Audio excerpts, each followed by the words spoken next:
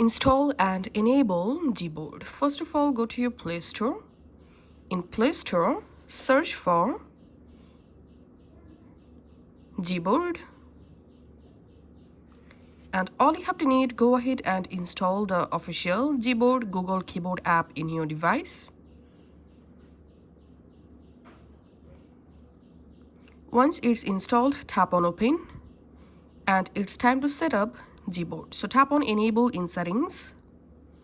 Here, Enable Gboard. Tap on OK. Now tap on Default Keyboard. And here, select Gboard. Go back. And we are done. Now, all you have to need, just open your keyboard from our app. And you'll see the Google Keyboard or Gboard here. Now you can go ahead and easily use Gboard keyboard. If you want to customize this Gboard keyboard, then go to your Gboard app and select Preferences. And here you can change your keyboard, font, layout, then go to Theme. Here you can go ahead and select a different theme for your keyboard. Just select the theme and tap on Apply.